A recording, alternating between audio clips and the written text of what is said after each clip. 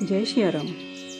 पार्वती जी शिव जी से बार बार रामचंद्र जी के गुणों की चरित्र की पवित्र कथा सुनने के लिए आग्रह करती हैं। वे कहती हैं कि हे देवेश, बहुत दिन होकर मैं आपसे पूछती हूँ, कृपा करके आप रघुनाथ जी की कथा कहिए।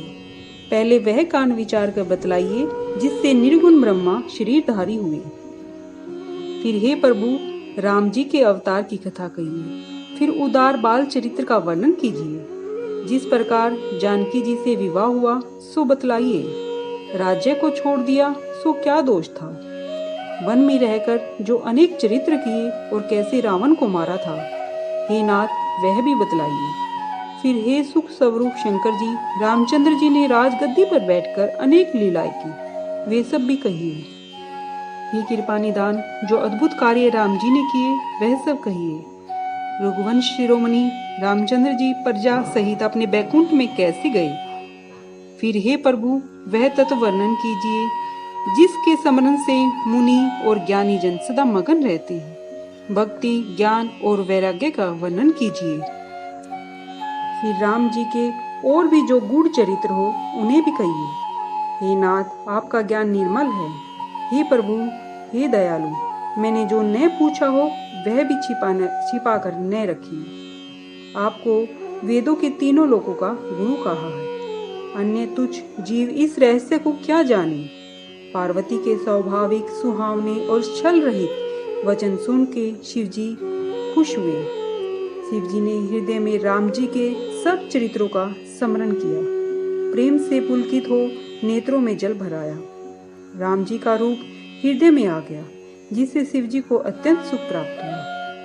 महादेव जी ने 2 घड़ी तक ध्यान के रस में मगन हो गए। फिर मन को ध्यान से हटाया, तब प्रसन्न होकर राम जी का चरित्र वर्णन करने लगे, जिसके बिना जाने झूठ भी सत्य जान पड़ता है। जैसे रस्सी में सांप का भ्रम हो जाता है, जिसको जान लेने से संसार छूट जाता है, जैसे जागने से सौपन का भ्रम दूर हो जाता है। मैं उन्हीं रामचंद्र जी के बाल स्वरूप की वंदना करता हूँ, जिनका नाम जपने से सब सिद्धियां सुलभ हो जाती हैं। मंगल के घर और अमंगलों को हरने वाले तथा राजा दशरथ जी के आंगन में विहार करने वाले रामचंद्र जी मुझ पे कृपा करें। रामचंद्र जी को प्रणाम कर शिव जी प्रसन्न हो अमृत के समान वाणी से बोले, हे पार्वती धन्य है, तुम्हारे समान कोई उपकारी नहीं है। तुमने राम जी की कथा का प्रसंग पूछा है, जो सब लोगों को पवित्र करने वाली गंगा के समान है। तुम राम जी के चरणों में प्रेम रखने वाली हो।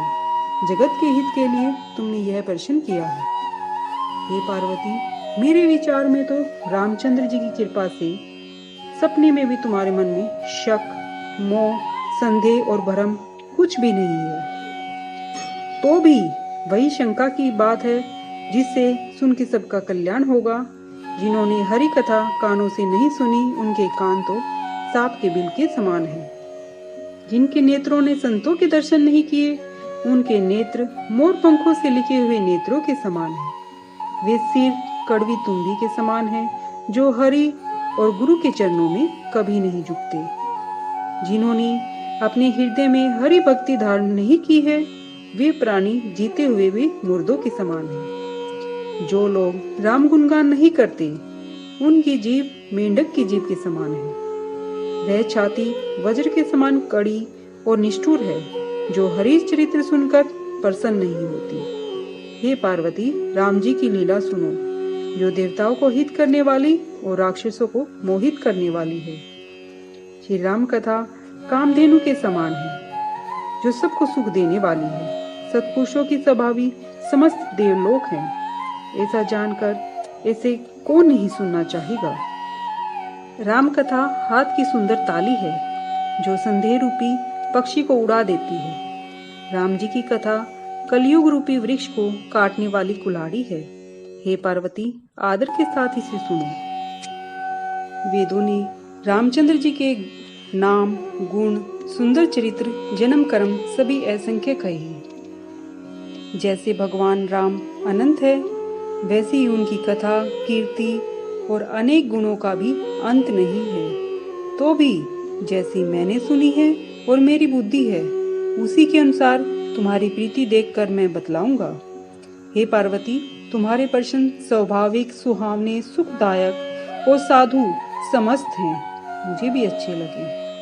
जय श्री राम।